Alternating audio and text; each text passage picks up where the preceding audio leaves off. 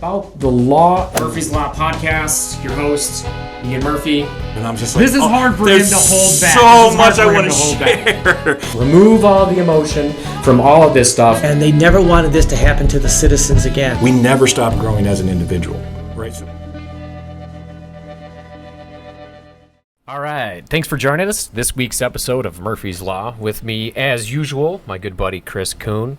This week we've kind of been sitting on some security footage from when the Liquor Commission investigator came here December, I think it was 5th, something like that. Conveniently on a Friday night, I think it was. Friday night. Busy, dinner hour. 7 o'clock. Wasn't staged, wasn't planned. A lot of people have seen this. If you have seen it either through our public hearings, some of this body cam footage from the rear entrance interaction has been submitted as part of the state's evidence. And so you posted the tail end of it. We posted it, the majority of it. What you don't see is when he first comes into the restaurant and the interaction that he has with some of our regulars as well as a couple of our employees while waiting for me to show up. So. And I know people have been requesting that you share this for a long time because it's important to see just the demeanor and how he went about instead of just waiting for you. So we'll go through that. Yeah, there's a couple of things. The gentleman in this video that we're about to watch, and we'll post the entire video alongside with this episode as well, so everybody can kind of judge for themselves. And some of it's hard to hear, so we try and do our best to decipher some of it.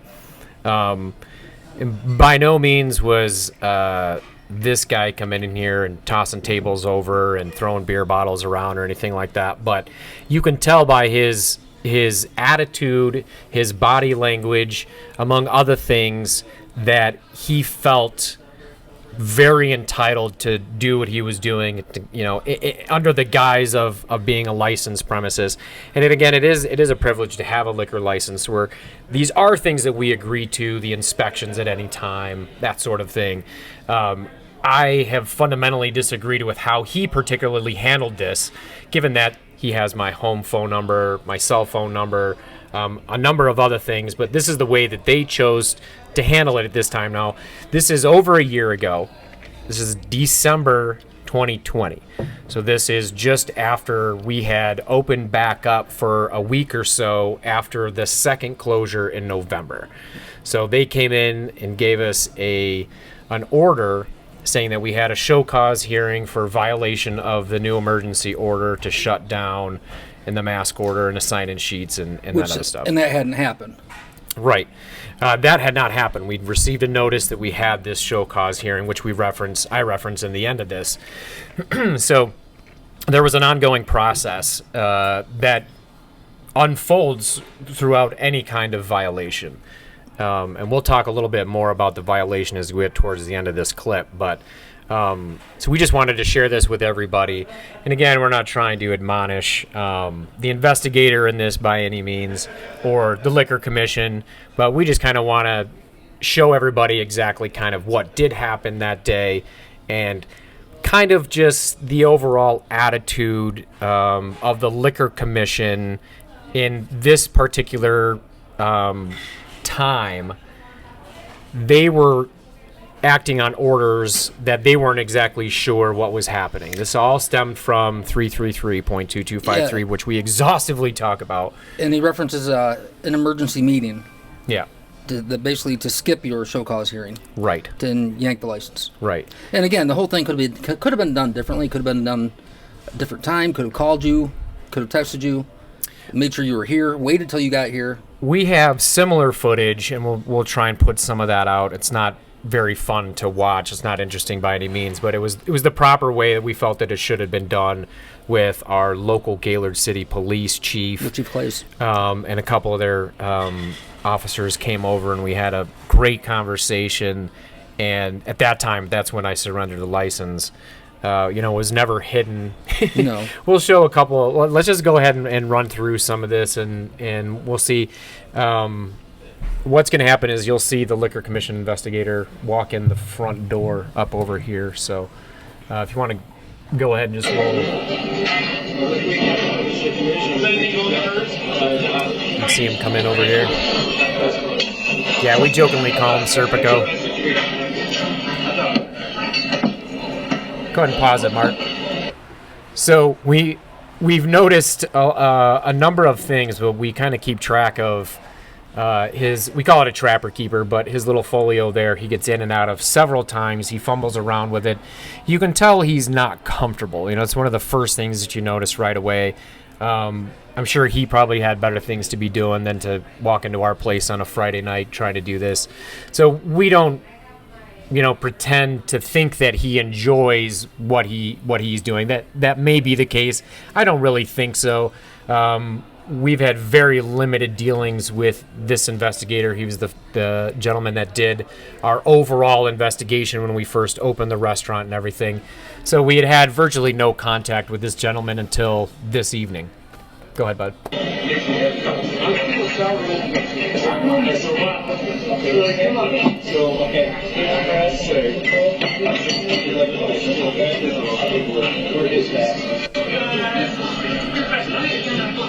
Okay, go ahead and pause it. So you're going to see, so he just asked for where our liquor license is. So part of the license agreement is that they can come in and they can inspect virtually at any time.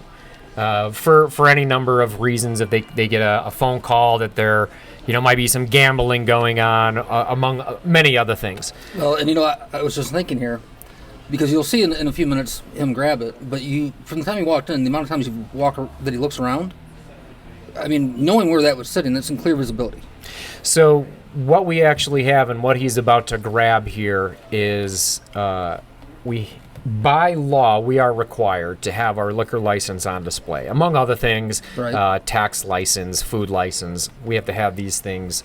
As well as several other things. This particular time, we had to have the emergency orders posted. We had to have our sign-in sheets.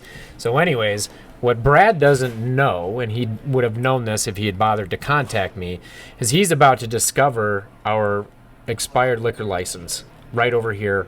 Sitting on the shelf, frame. Sitting on the shelf in a frame. I purposefully did that.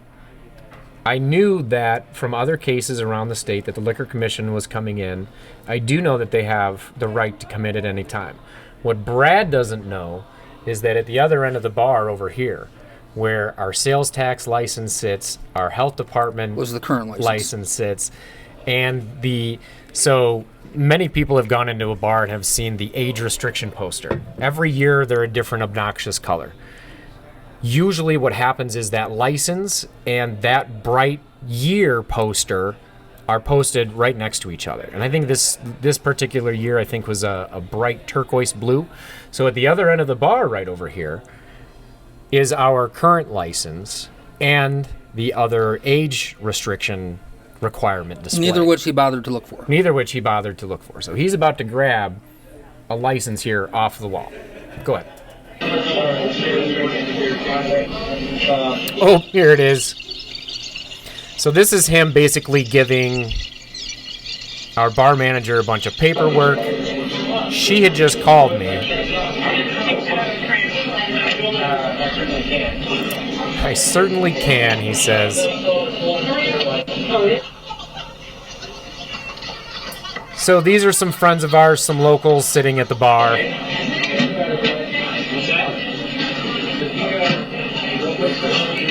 I don't need any comments from the peanut gallery, he says.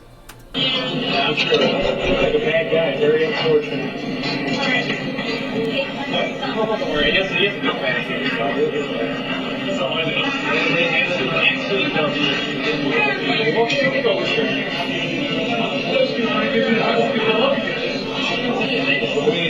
It's the way it is. Bantering with patrons. It's just the way it is, he says. You don't get to question me.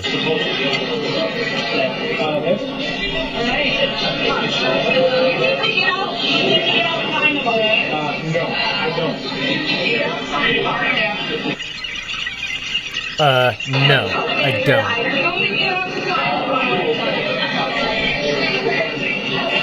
Yeah, take your position at the end of the bar, bro.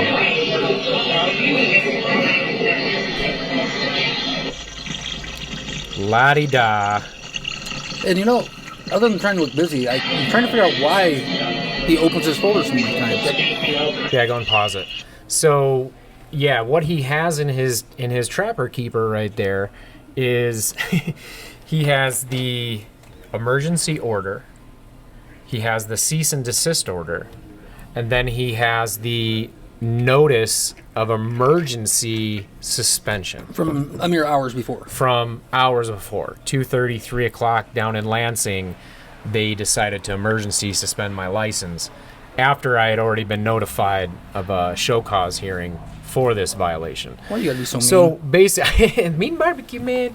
So basically, what this means is that they didn't like what I was doing. No, and you know, obviously that didn't work.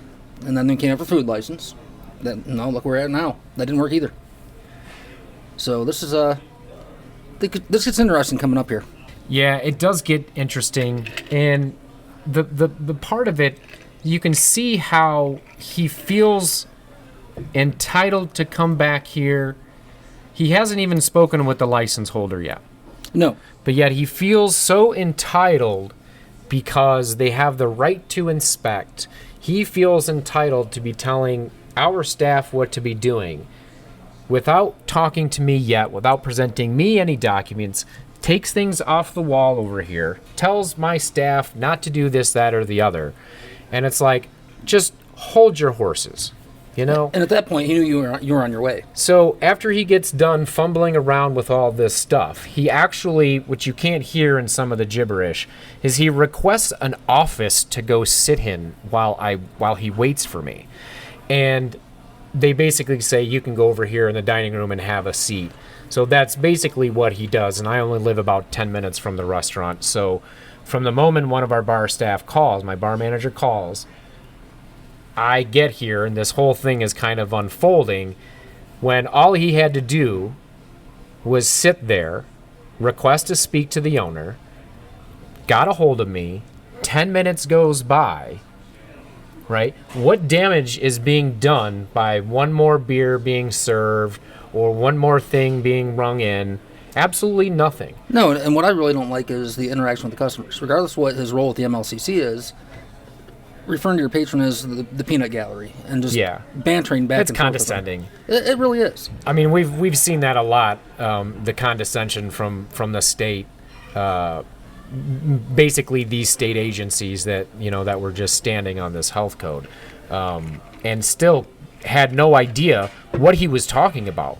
When he's talking to our regulars right there, saying, well, just file with the court, and it'll probably get overturned, it'll get the W, this, that. He doesn't know what the hell he's talking about. He had no He idea. has no idea. I asked every single one of these people that came in and gave us paperwork over that year, and I said, well, what does this mean? Well, you just have to read through it. Well, no, what does it mean? You're dropping these things off.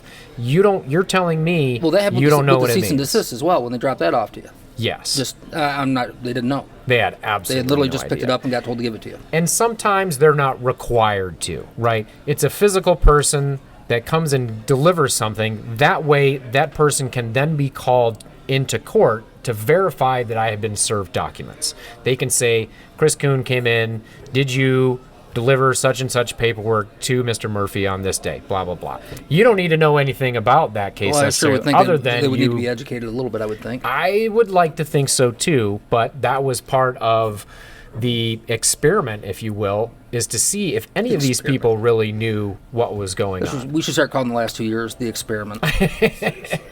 In more than one way. In more than one way. Yeah, definitely. Yeah, so he's going to go have a seat over here. I think I come in here in a minute.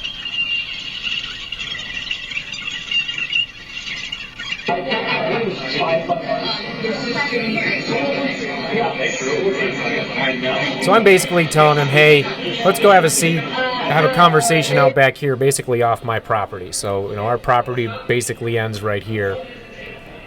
And this is our security camera out our back entrance right here. So make sure you wave and say hi next time you come in. Right? So hold on for a sec, Mark, if you want to pause this. So this is what you don't see before on the body cam footage that was submitted as evidence. And we have also posted on our YouTube page as well. That's public evidence. Officer Getz comes in here in a little while, and it's his body cam footage that you're going to see. But this is what you don't get to see on that body cam footage. When you're pleased with the commission, you have the right to come search, inspect, anytime you so choose. Okay? You know that when you sign your documents, that stuff is all taken care of. You don't get to come in. You don't get to come in behind my bar and harass my staff. I can come search this. You don't get to come in and harass my staff, right? Come on, man. You don't want to be here. I don't want This you. guy doesn't even want to come in. Okay, so don't harass my staff and don't start taking things out of place. Body language. You guys know how to get a hold of me. This is ridiculous. It's fucking harassment. Take your suspension order. I'll take my suspension order. Here is the notice of complaint. Hold on, pause it for a second. I knew I was on camera, on my own camera at this point. What I really wanted to say right here when I said I'll take my suspension order, and really what I really wanted to say is and shove it up your ass. And so it sounds silly for me to say, well, I'll take my suspension order, but I stopped short of saying, and I'm gonna shove it up your ass. And like you said, body language, you notice how he had to stand firm and invade your personal space. You can just tell that he's not used to any of this pushback, I guess, if you will. No, So- and you correct me if I'm wrong, but when he said I have the right to come in and search your property, isn't it inspect, not search? Yeah, I mean, it'd be parsing words a little bit, but really what they're looking for, it depends on the situation, right? Any number of things. Well, in this particular situation, he was here to see if we were still open and serving alcohol, which he easily did, and at no time did he need to have any interaction with anybody other than myself, or at least until I got there. There was just, he could have simply let the bar staff know, Well, and again, MLCC is here, please get a hold of license holder. later in the hearings, when the hearings did begin, he said that basically none of this happened. I remember hearing him say none of that happened. Yeah, he did. I do recall some of that, and it's it's just ridiculous. But let's go ahead and continue this here. My phone is actually recording this as well. So you're gonna hide it? I'm not hiding anything. I don't know where it is right now. This is where the license is at the other end of the bar. Great. Okay. I just explained to them. Good afternoon, sir. So this is the body cam footage angle. He's trespassing on my property right now. I'm sorry. Trying to explain. You have one. Okay, your license is suspended. No more. Okay, you have I thought I had a notice of show cause hearing. It's December 11th. Okay, so I have a notice of show cause hearing. So you don't need to just suspend my license without a notice of show cause. I already have the other stuff going. So for you guys to come in here today, it's a violation of due process. Get him turn away. Is it not? No. Listen to me. If you would give me a second, I'll explain to you exactly how this played out. I'm not going to argue with you. We're going to have a quick No shit, conversation. you're not gonna argue. The commission, this went before the commission today. They issued an emergency suspension order, which is what that is. Your license is suspended right now. They didn't like it. They didn't like it. We'll see. Go ahead and pause it. They didn't like the fact. So this was the hammer that they were using over all restaurants with liquor licenses, right? They knew that liquor licenses are difficult to get. They're expensive. So they knew by adding the liquor commission on top of it, threatening to pull their licenses, threatening to fine us, all of these other things, that was the biggest hammer that they were trying to use. And I knew it. I saw it downstate with a couple of other barbecue joints, and I knew that's what they were going to try and do. And I was calling their bluff, is really what I was doing. So for them to then turn around and issue an emergency suspension, I really knew that they weren't having any part of it. No, and at that point you knew they definitely weren't going to stop. Now remember, at this time, and throughout this entire time, we never had any COVID in the restaurant. No contact tracing, nothing. It would be one thing if we were sitting here and there had been an outbreak in our restaurant the week before, either among the staff or contact tracing, any of that. Prove to me that we are being a harm and endangering our community. Well, and again, if we discussed, going back to following things the proper way, would have been on that college campus, which would have been to, if somebody did have COVID here, to post a sign on the door saying somebody here may have been exposed. Right. Which would have been, according to their own rules, the way to do it. We'll probably dive into that a little bit because, with everything that goes on, and we've talked about before with the health boards, the use of the Emergency Management Act, people are going to have to know what that is. And that is how these emergency guidelines are going to need to be issued from now on, is in these 28-day periods that say, you can virtually say whatever you want. The issue is you just have to have hearings. Well, and you have to follow the process that you lay out. So we'll probably get into a little bit more of that, but that's where that due process portion comes back into it. And it gets those administrative folks out that aren't held accountable. This guy is not held accountable to anybody but his bosses at the Liquor Commission. The Liquor Commission is part of the executive branch, right? As is Health and Human Services. Right. So they are unilaterally and then issue an emergency order based on their own. So they didn't go somewhere else and say, oh, look at what they're doing. Can you get an injunction? They just unilaterally said, we're going to go ahead and we don't like it. They're not taking the bait. They're not giving up. So let's go in there and emergency suspend them. You know, and this all ties into why now we have the House and the Senate throwing their hat into your lawsuit. Right. Absolutely. Because they got bypassed. Essentially, every step of the way throughout this, they've been bypassed. All right. Let's see exactly. There's not a whole lot left to this, but go ahead and let it roll, Mark. Okay. That's all you gotta do. Don't ever come back and harass my employees. Don't ever come back and touch anything that is not your property. That's what I'm trying to say. He doesn't care. I'm done listening to all this. Okay. See, he doesn't care. He doesn't have to care. Take things that are not yours. You don't get to grab things off the wall that are not your property. Look at him fidgeting. Regardless if they're your license or not, that's my property that you're coming in and harassing my employees like that. Is there any questions you have? I have absolutely no question, but I just need you to acknowledge that this is private property.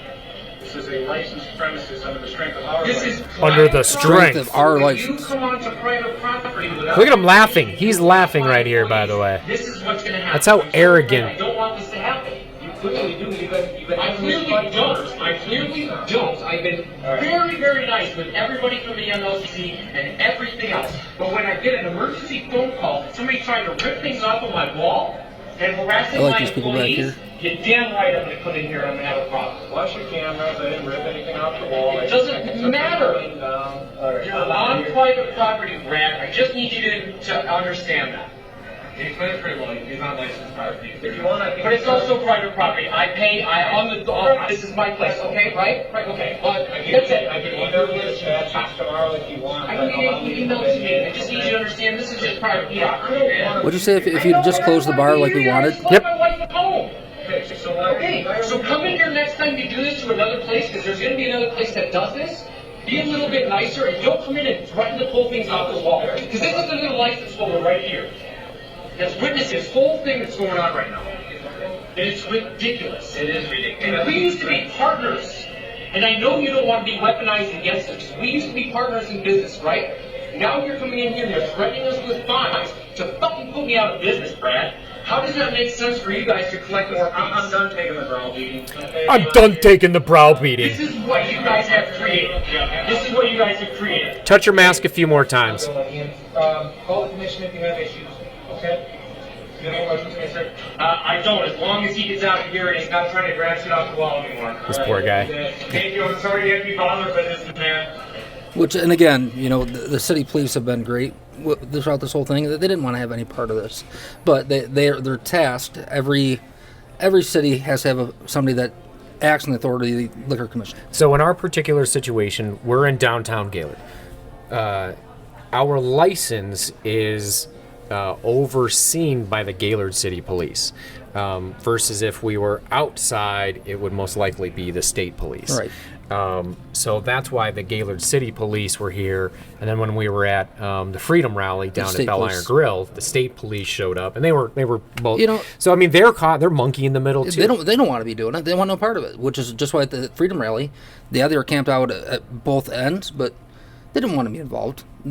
Throughout the whole thing. But what I noticed at that last conversation at the end, how many times he said, "I'm not arguing with you. I'm done taking the browbeating." He could have just left. Once he served you that paperwork, he had every opportunity just to turn around and leave. Instead of arguing with you, laughing. I've always felt like there's an air of entitlement and arrogance to this whole interaction that happened front to back. Oh, especially with the enforcement jacket. Yeah, I mean, it just, I understand these people, they do have a legitimate job to do. It just so happens that this particular situation, our situation, was one in which we chose to take up that fight. Brad necessarily didn't choose to be there. Well, like we said, surely on a Friday night he had better places to be. He had better place, but the way in which they handled it told me everything that I needed to know about their official position when it comes to them as the license giver and me as the licensee. Like, they really don't care about me. No, if you had just closed down like they wanted, Right. which is what he said. It opened my eyes to the whole thing, and this is the first interaction that we had really, besides with the health department when we had the cease and desist. So we stayed open, got the emergency suspension on this day. The threats of the daily fines. So a couple of days later, I get a phone call from our chief of police here in town, and he says, listen, here's what's going to happen. And I said, yeah, I mean, I've got the license here, no problem. Come on by whenever. So they came by, I handed over the license, and we have that interaction on video as well. Like I said, it's not, it's pretty plain Jane. They were really nice about it.